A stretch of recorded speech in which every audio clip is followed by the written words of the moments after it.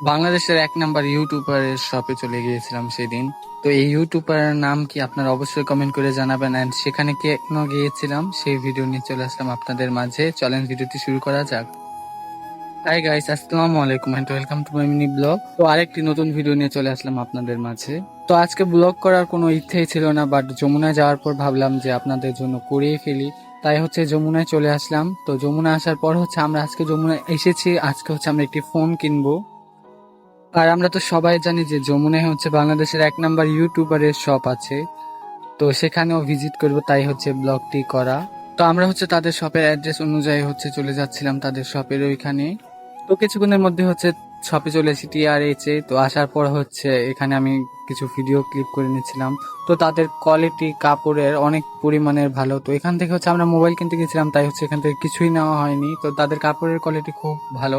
তো তার এ পাশে সানফ্লাওয়ার। তো তাদের সব দুইটা একসাথেই।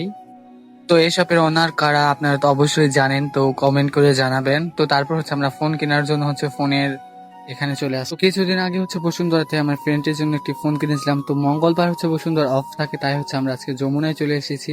তো আসার পর এখান থেকে আমরা ফোন দেখে পছন্দও করে ফেলেছি। তারপর এখানে পেমেন্ট করে দেওয়া হচ্ছিল।